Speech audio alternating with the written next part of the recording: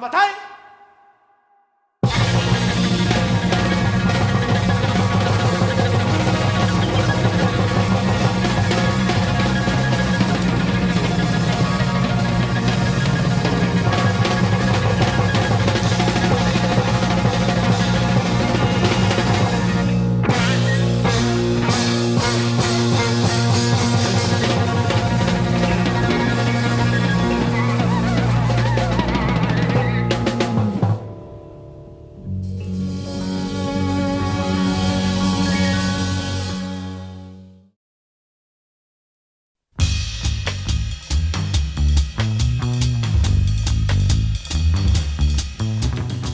In October 1970, a strange and unexplainable album appeared.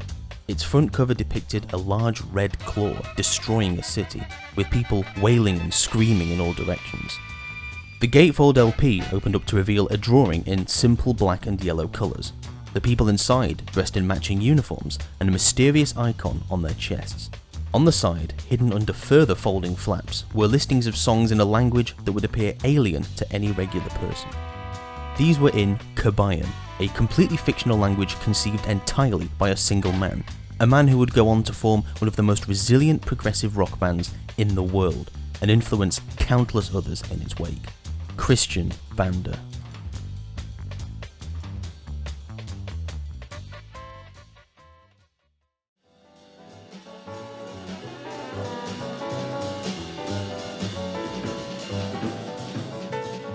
Vander was born in February 1948 and at some point in his early life became adopted by French jazz keyboardist Maurice Vander. Maurice had worked with the likes of Django Reinhardt, Chet Baker and many other famous names, as well as being a session musician. He played with drummer Elvin Jones, who'd played with John Coltrane before. After receiving lessons from Jones, he was given a drum kit from Chet Baker, and it's not hard to imagine that under such a wing, Christian would have been exposed to all sorts of types of music and people, and he quickly fell in love with jazz music. Vander himself claims that, at just the age of 3, he decided that he'd become a musician. When Christian was around 19 years old, famous jazz saxophonist John Coltrane passed away at the Huntington Hospital in New York. The impact of this would affect Christian so deeply that it would go on to inspire the entire fabric of the band he would go on to create, the music that it bore, and provide a fuel for him to create such a sound. He was already playing in a couple of rhythm and blues bands, most notably Wordalax and Cruciferous Le Bons, within which he created his first 2 pieces of music titled Nogma and Atumba. However, once the news of Coltrane's death reached Vander, it ultimately made him leave these bands and travel to Italy. Vander would later say in an interview, "The year John Coltrane died, it seemed to me that afterwards it was as though music had to try to start all over again. Someone had to pick up the pieces, go on searching in the way that he had. Nobody could match him, but people could pick up the flame. It was almost impossible for anyone to do anything new after Coltrane, but you had to try to find other new directions. So that's what I tried to do with Magma." In another interview, he said, "With John Coltrane it is the energy, the fury of playing, construction, the sound, the long-term vision that inspired me. The music of John Coltrane is an inexhaustible source, a force that wins. There is something else in his music that goes beyond. If John's music was only music, it might have made me weary. He certainly opened the door to a world we did not know. It's probably this unbridled spiritual quest that led him there. For these reasons, I listen to John regularly. He accompanies me in every period of my life, and I always hear his music differently. I rediscover him every time, and it always fascinates me." In the same interview, Vander expressed a view which had followed him throughout the genesis of Magma and the stories within, and is where Magma's story takes on an almost cult-like origin. It is around this time Vander was said to have had a vision of humanity's spiritual and ecological future that disturbed him so deeply he had to respond in some shape or form. Per the interview, he said, "Alas, with time and in light of world events, I have a vision of man becoming darker. There is hope, however. It is likely that man will self-destruct, which would be a boon for all the species populating the known and unknown universe."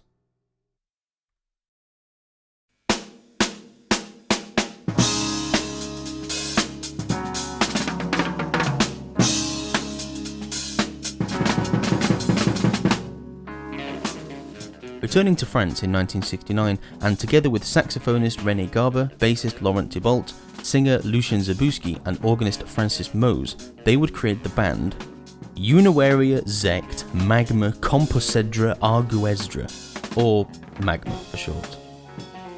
This led to the creation of their first album, titled Magma, but later known as Kobaïa. After a period of recording which lasted around 3 months, the lineup had begun to shift, with members being replaced left, right and centre, and the overall size of the band expanding to fit a brass and woodwind section. Side note, this is a very common theme throughout the history of Magma, which, for a band that's been around for as long as it has been, it's no surprise, but just look at the size of this band member chart. And notice the one common thread throughout it? Christian is always in it, and it's never left his company once. But with that, the world received Kobaïa, the first Magma album.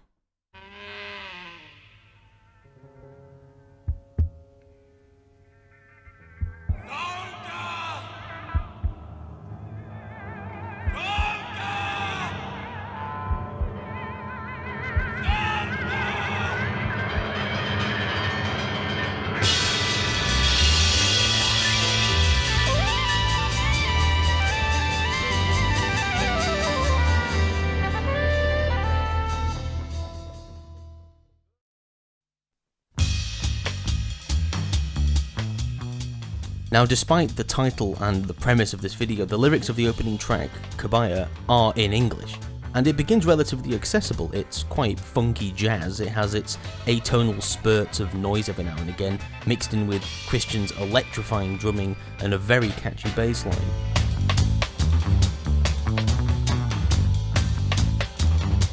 But then, the heat begins to rise.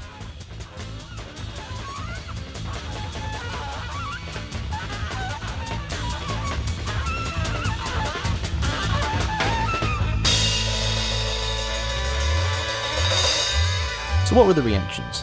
Well, it was relatively mixed. The group themselves had caused a stir, and people were talking about them, but the music, especially for 1970, was apparently a little too strange. Despite this, during the time until April 1971, the ever-changing group recorded another album, 1001 Degrees Centigrades, this time to more acclaim. However, one of the things I'd say that sets Magma apart from other acts both of the time and in time since is that Christian is meticulously obsessed with the story and presentation of Magma. I've heard it said before that Magma is a sort of continuous space opera with a story that evolves with time but has no set end in sight. If Magma released another album tomorrow, it continues the story, regardless. In fact, Vander would eventually begin returning to these pieces later in life and re-recording and rearranging them. 1001 Degrees Centigrades in particular would receive a rebirth called Ria Satellak, similar to a title on the album but split into further movements due to him being unhappy with the arrangement on the original. 1001 Degrees Centigrades would go on to be performed at the Montreal Jazz Festival not long after, and it was following this that the band, once again, would undergo a dramatic change in personnel.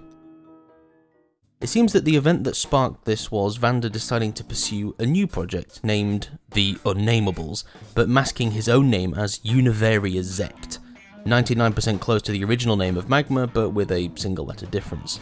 This was, at least according to speculation, aimed to be a softer introduction to Magma, probably reeling from the too much too soon response from Kobaïa, and also to try further the growing support they'd had from the release of 1001 Degrees Centigrade. This project appeared in August of 1972, but unfortunately missed the mark, selling only 1,500 copies. This caused a partial collapse within the band, and a large number of musicians left to pursue other avenues. With a much more reduced lineup, Vander turned to something he could lose himself in a bit more: film scoring. An opportunity had arisen to score the movie Tristan et Isolde by Yvon Lagrange. This album would go on to be born again as the now classic Wurda Ita, with pieces performed by the band many times in decades to come. More on that later, but you may have noticed something. Magma was almost dragging behind a bit now, recording albums but to an increasingly limited reception. They'd almost begun to dilute their crazy sound with projects like The Unnamables, trying to appeal to a wider audience but somehow losing a part of that fire alongside it. Their music was alien, explosive, and pushed the boundaries of music popular and unpopular at the time. But with a dwindling lineup, tensions running higher, and the music scenes of the 1970s proving too alluring for long-serving members to exist, things weren't looking great for the future. Enter Stella Vander.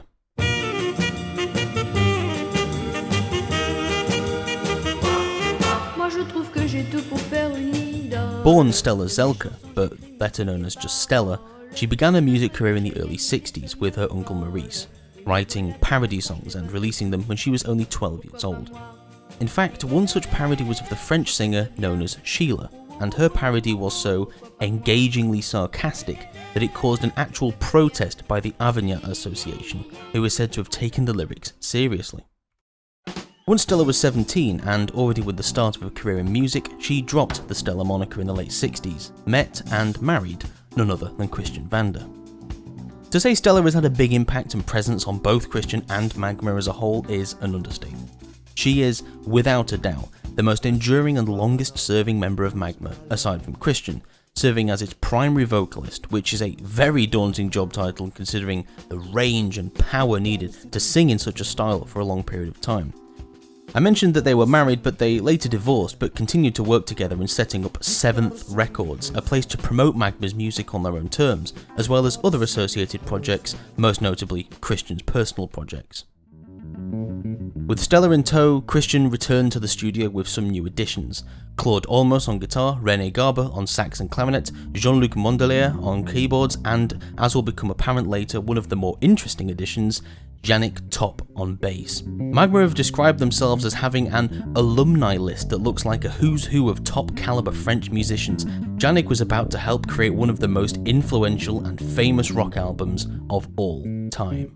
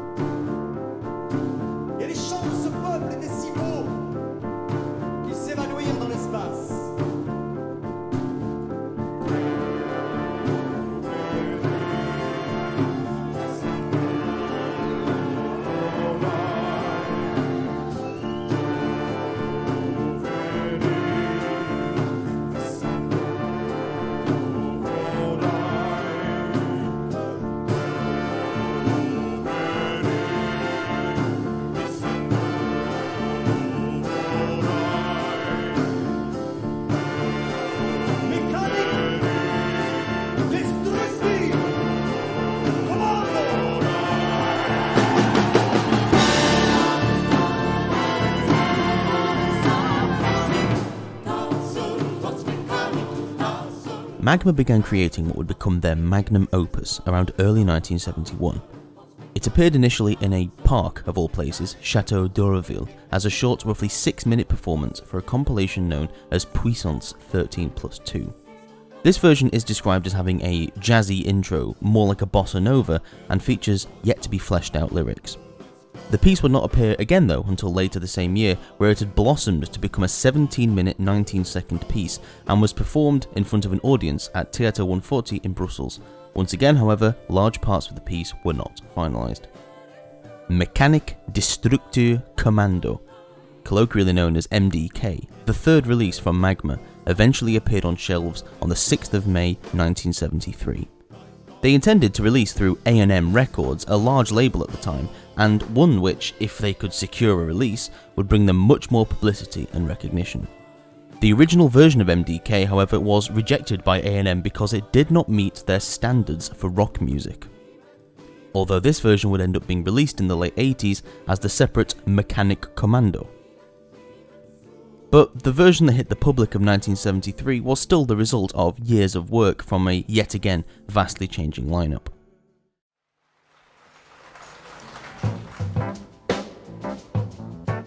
Vander's original vision of the album was conceived using more traditional orchestral elements such as an organ, piano and a selection of choirs, so you can see why the ultimately 38-minute track was rejected for being labelled as a rock album.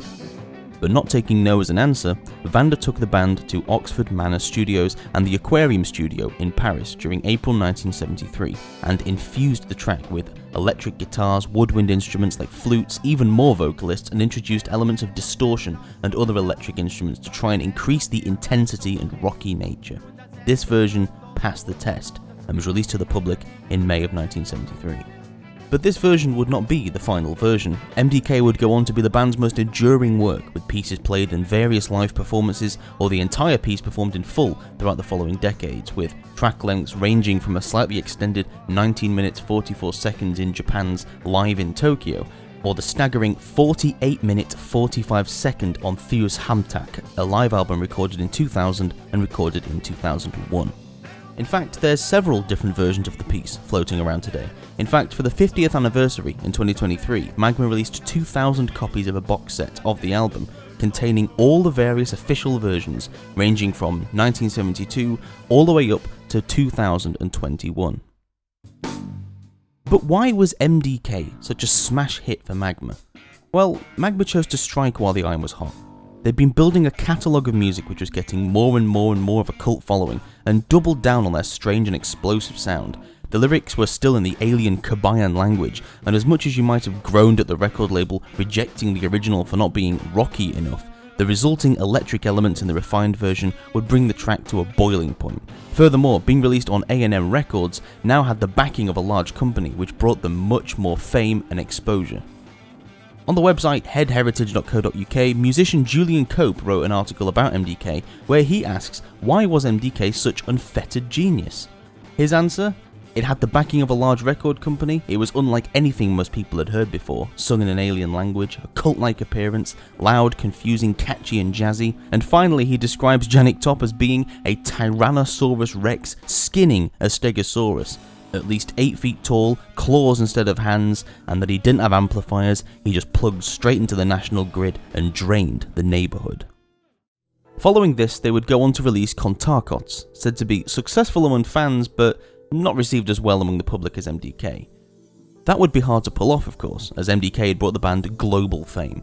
They embarked on a 1.5-year long tour of France, but with rising tensions between the eccentric Vander and the other many members of the band, the lineup for M.D.K dissolved. But the new personnel would join Vander to create, in my opinion, their best live recording, Live Hhaï.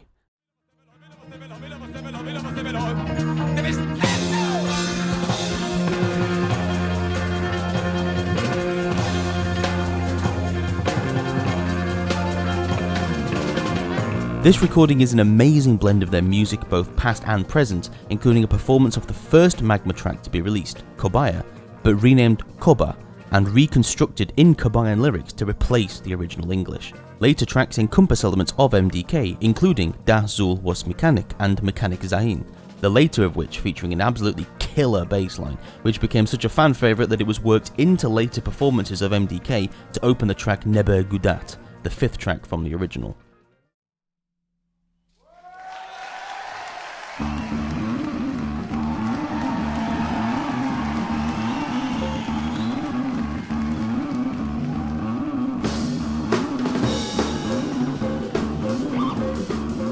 The arrangements opened up to long, extended violin solos and jam sections from the other band members and brought an even further flair to the already explosive performance. But there was something else quite interesting. Hhaï would also encompass an excerpt of a piece that Magma was working on. This was quite common for Magma. With such a large lineup, the improvisational nature of the music, pieces would be half completed and performed, never to be heard again in the same form. Later, however, digital versions of Live Hhaï would include a track called Ëmëhntëhtt-Ré, Announcement, one of the shorter pieces on the album, and fading out at the end as though it never reached a proper conclusion on the original live show. The original sleeve notes don't mention this as such, and instead list this and the following fantastic piece as simply Hhaï, my favourite piece they've ever written. This extended version is especially amazing, with extended electric piano and guitar battles complete with Vander's impressive vocals. The live performances of Magma are something to behold. From behind his drum kit, centre stage, Vander will stand up to be surrounded by microphones and begin delivering the almost cult-like speeches that rest in the middle of Hhaï and other pieces, letting the band build up to a crescendo before dropping down to beat the daylights out of his kit again. The importance of the Ëmëhntëhtt-Ré will come up later, but for now, riding the coattails of the global success of M.D.K, and with a fantastic live album in their wake, they returned to the studio in 1976 to create Üdü ዄüdü. This album gives us some tracks which would endure through to modern performances of Magma, such as Zombies, but once again, at the bottom of the track listing, on digital releases of the album, appears Ëmëhntëhtt-Ré Extract No. 2. We're piecing together a puzzle here. Also, side note, Death Grip sampled a bass line in Üdü ዄüdü to use in Known For It, and here it is. For it, been through it, done everything I can to it.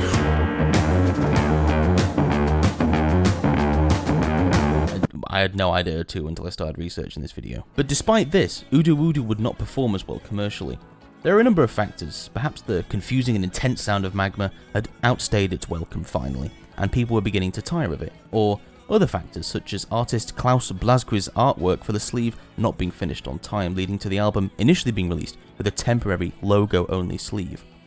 Despite Jannik Top returning to the band and leaving the album with some scorching bass riffs and pieces which both he and Magma would continue playing for decades, ultimately, an event would occur which would be one of many to drive the band apart for good. A wizard duel.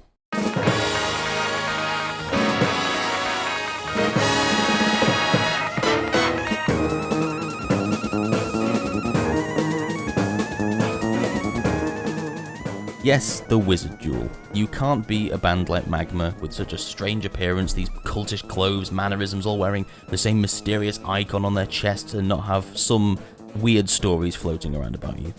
In fact, this story occurs directly after release of Kontaktkults and is told by musician Julian Cope in his admittedly hard to find book Repossessed, after a tale he was told by Martin Cole, who used to work with Magma's management.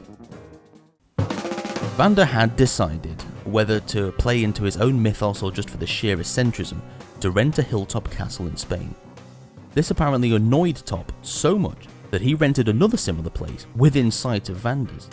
It's said that they then began a sort of magic war between each other, started by Vander. Martin Cole says he had to drive between the castles over and over from one to the other, relaying messages and trying to patch the band back up. Now this all sounds like childlike play fighting and make-believe wizard fighting, spells between hilltop castles in Spain, until Cole reaches Jannik's castle one day and discovers him with, and I quote, serious chest wounds, screaming that Vander had caused him to tear his own chest open.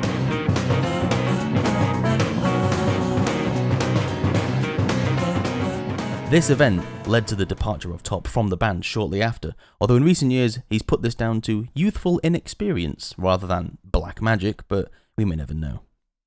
Following the departure of Top, one of the more prominent, powerful figures within Magma, the band needed a new angle. The band did break up for a small period after Üdü ዄüdü, but with changes in popular music and trends, it meant Vander needed to incorporate some new styles into the band's next offering, whenever and whatever that would be.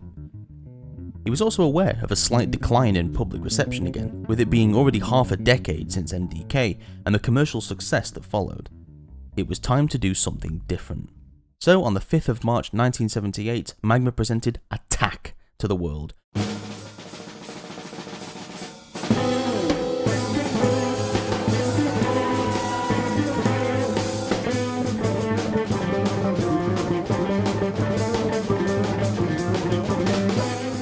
Complete with original cover art by H.R. Giger, and what a way to open an album.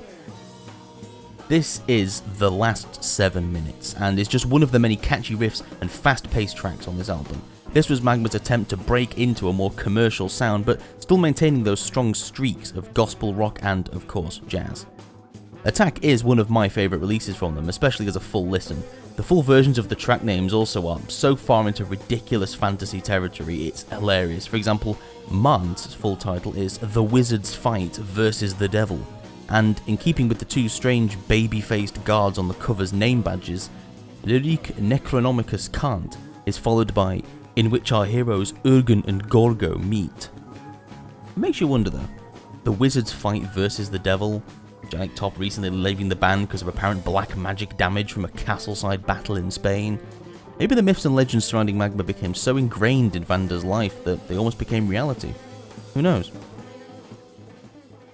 Attahk is not an incredibly long album, it's almost 40 minutes across 2 sides of vinyl, 7 tracks in total. So, did it work?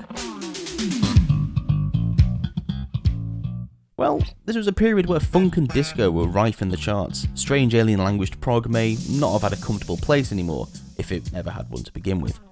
In France, it was received somewhat well by fans, but overseas in the UK and US, prog fans began to dismiss it as odd or hard to categorise.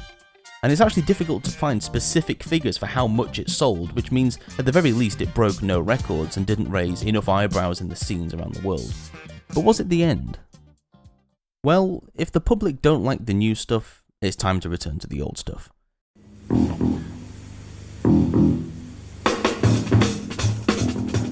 In 1980, it was the 10th anniversary of the band's existence, and Vander gathered many musicians from the previous incarnations of Magma for a big blowout performance at the Olympia in Paris. This was formalised as Retrospectiw, appearing in 3 parts, parts 1 and 2 being released after part 3 strangely, and the first release also has one of the best images of Vander on any Magma album.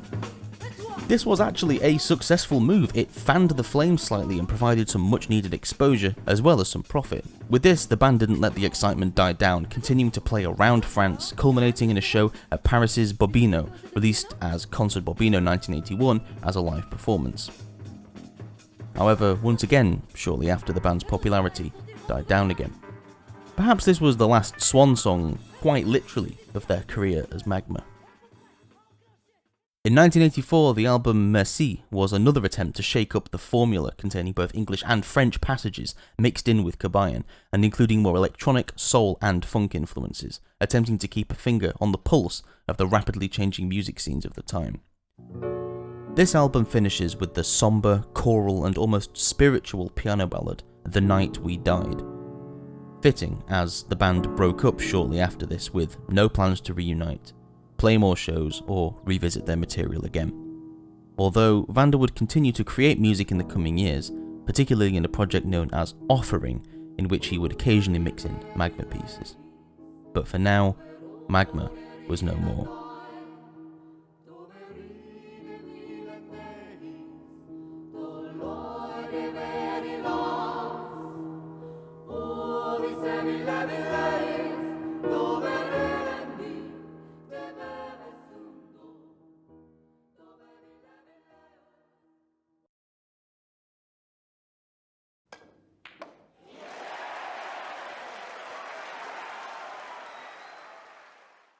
Steve Davis is an English professional snooker player who, after his retirement, went on to become a commentator, DJ, author, and electronic musician.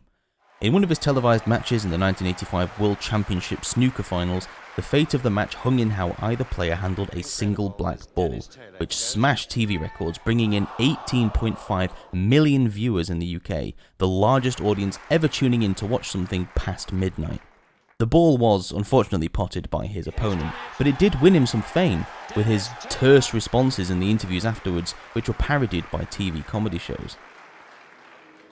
Alongside many other TV appearances with other pool and snooker tournaments, and being the president of the British Chess Federation between 1996 and 2001, he is, above all, at least to the people watching this video, a big fan of progressive rock. Davis was first introduced to Magma early during their career, and he recalls seeing the group live for the first time and calls it an epiphany and something that was still etched into his memory. I was transfixed. Singing in Kobaïa, their made-up language, I still feel the excitement I felt back then just thinking about it. The energy and emotion was intense. I was lost in the music, in the powerful rhythms, in the strange, fascinating vocals. It didn't matter that I didn't understand the lyrics. The human voice became another instrument and form of expression, and it enveloped you and pulled you in. I remember the sweat coming off them and rising into the air. I remember Janik Top breaking a string but continuing playing. I remember headbanging, everyone was headbanging, as this animalistic ritual was unfolding in front of my eyes. I knew we might not be able to get a train or bus home as it was getting late, but I didn't care. He was staying right to the end because Magma really were a revelation. This was when his snooker career was taking off, and he admits he bought their album Retrospectiw but only gave it a listen and then got swallowed up by his career. In another interview, he said, "Jump forward to 1987 and I was back in a very different Virgin Records store on Oxford Street, but I thought, I'll just see if there's a Magma section. There was, and flicking through it, I came across Christian Vander's new band, Offering, which I didn't know about. I was transported back to when I used to see Magma and thought, why don't I put them on in London? Of course, what I should have thought was, why don't I get a plane and go and see them in France? That would have been a lot cheaper.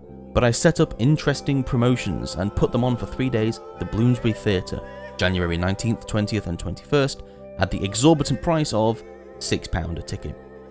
I didn't realise there were 14 members of the band at the time, so the hotel accommodation bill made it impossible to break even, let alone make money on it. But something had happened. Magma had returned, if only for a short series of shows, and Vander did not let the opportunity go to waste. Davis recalls Vander entering the stage with a head mask looking like a Medusa, and that the show was such a hit that Status Quo asked him to promote their tour too, to which Davis had to decline. But this has set the gears in motion for something bigger.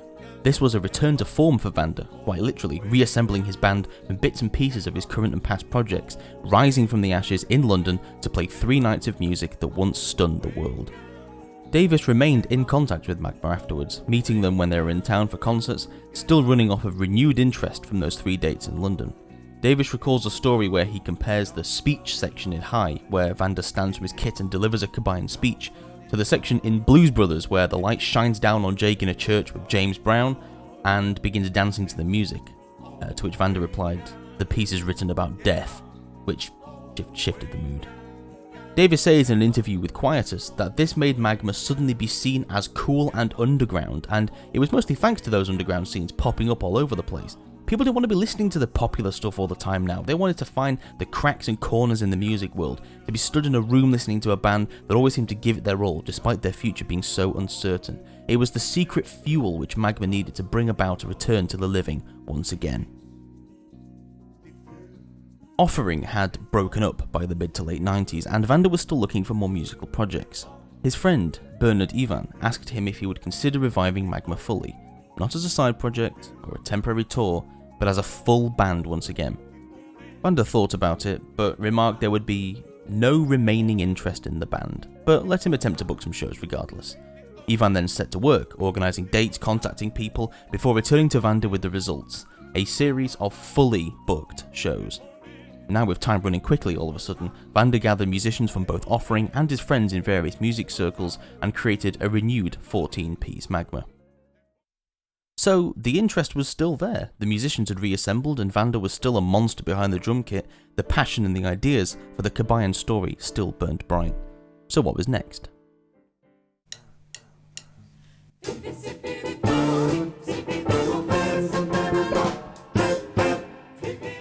Rather than try to create an entire new Magma offering from scratch, after so much time, Vander decided to revisit some older material left unfinished or unexplored from around 1972 to 1973, which coincided with the recording of Attahk. This set Vander's imagination on fire, and before long a new 48-minute, 48-second, 3-part suite of songs known as K.A. Attahk's Anterior.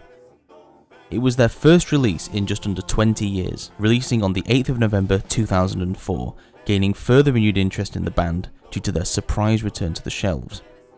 But once again Vander had bigger ideas, ones operating on the same grand scale as the overarching space opera and lore he'd been developing since the first album. He declared this new album was a conceptual prequel to the original Attahk, but this wouldn't be the last we'd hear of it.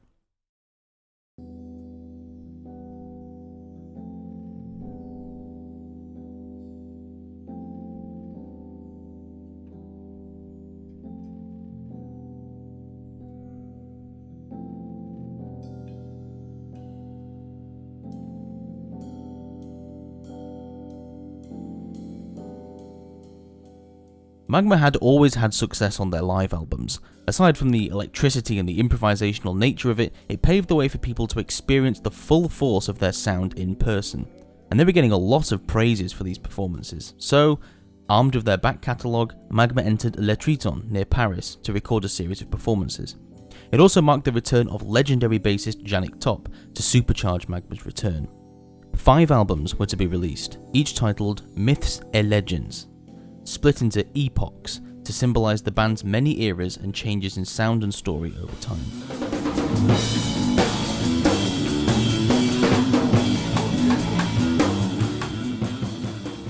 At times they would deviate into other places, such as Janik Top performing a piece by the classic composer Bach on bass. At other times they would simply play an entire suite of music. It's quite bizarre to open a live album and see track 1 be the entirety of Kontakot for 32.5 minutes, and they would continue going immediately into a full performance of Wörder Eater, M.D.K, or any other suite of music from their back catalogue.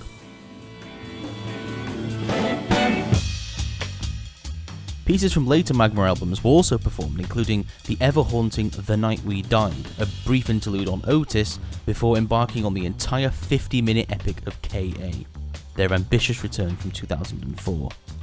In Zes, Vander is also entirely away from the kit and performs completely on vocals.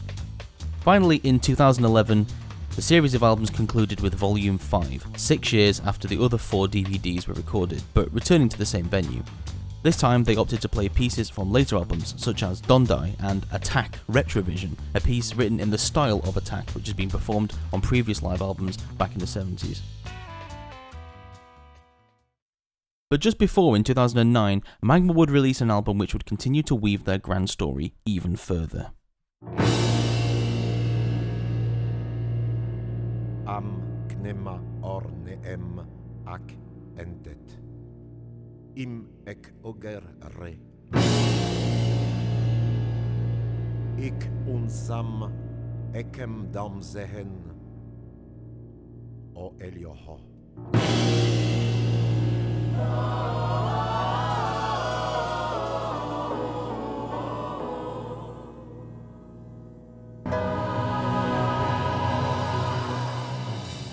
Now even more grand than ever before, with an increasing choir presence and still with the same old foreboding and mysterious sound from the 70s, Magma returned once again in 2009 to release Ëmëhntëhtt-Ré.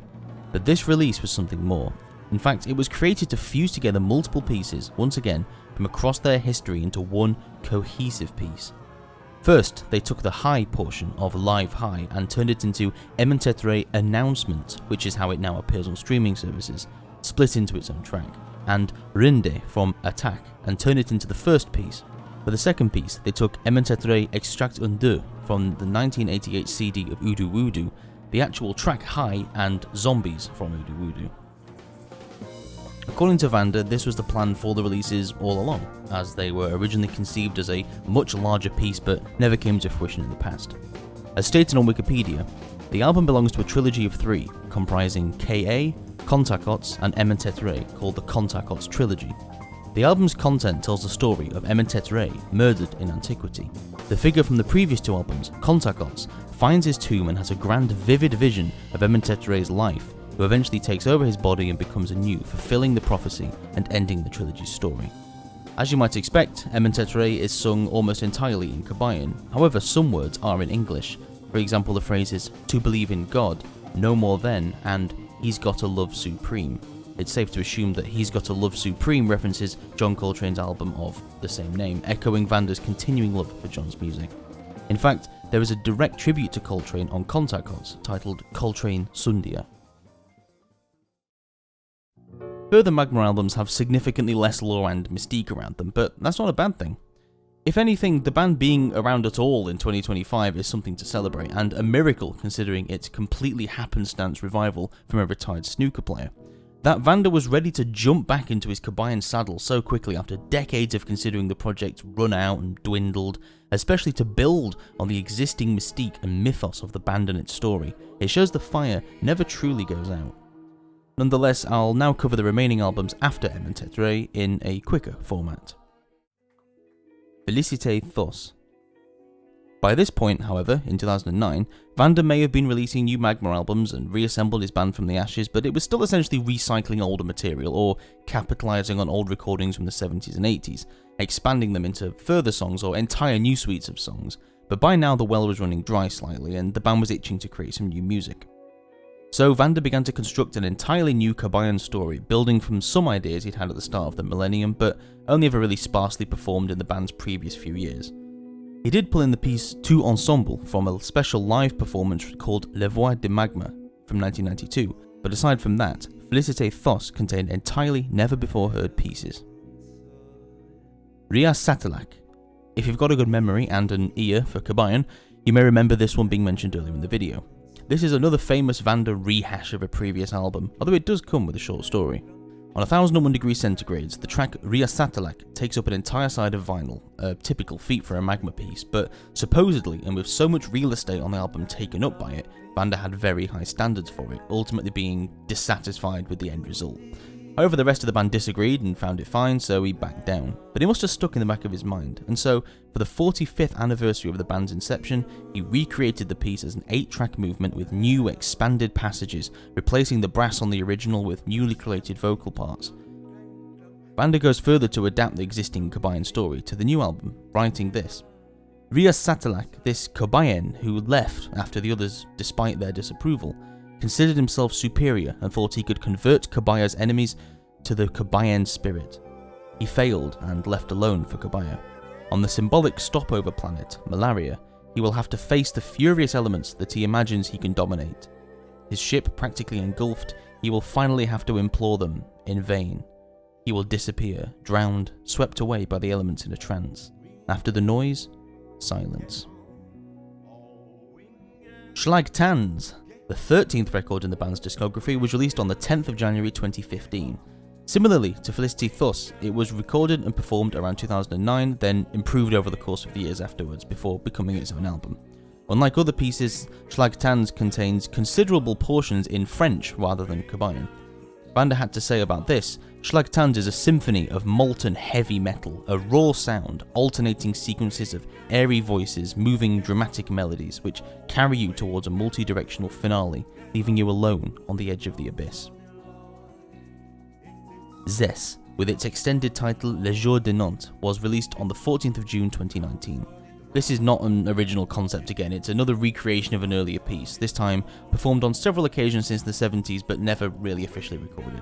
It was performed fully in Paris for the band's 50th anniversary in June 2019. And finally, our journey has led us here to Cartel. Cartel is an outlier in the Magma catalogue because of both its premise and its composition. Firstly, all proceeds from the track Dende are to go to the foundation Initiative Autisme, a French charity benefiting people with autism. Secondly, Vander only composes 3 tracks on the album, with the other 3 being composed by different members of the band, something which Magma describes as an Operation Cartel, and the first time for this to happen since Üdü ዄüdü. This album was also the first Magma piece to receive an accompanying music video, released on YouTube on April 7th, 2023. On the Vander-led 7th Records, the following passage is written about this album. 2020-2021. More than 18 months without being able to perform. This space-time, this forced break, was used to conceive a new album, a collective album, such as we had not made for a long time. Following the creation of a new lineup in 2020, we once again solicited compositions from musicians. Christian Vander had never made the deliberate choice to be the only composer in Magma. However, no musician among the dozens who participated in this adventure had proposed a new piece in decades. After Zes, which suggested a rather dark future, this bright and resolutely optimistic new album is the result of a collective work, an Operation Cartel. Another interesting piece offered through this album is the addition of 2 home demos dating back to 1978, showing Vander's original concepts for Hakan Deos and Dende, containing backup vocals from René Garber, one of his closest friends, an original Magma collaborator who unfortunately passed away in 2015. Cartel is a bright and upbeat offering, a stark contrast to the story of Zes, which is described as being about a universe-ending apocalypse. On the contrary, Cartel opens the floor up to other band members, presenting a lighter, more hopeful sound and passes some of the proceeds onto a charity as well.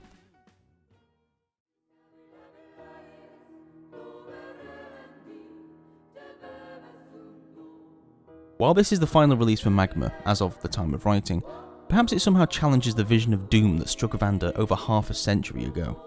Perhaps the band has played into the dark and gruesome truths of the world, and while getting some timeless and incredible music out of it, have now adopted a newer story infused with hope to try and combat troubled times.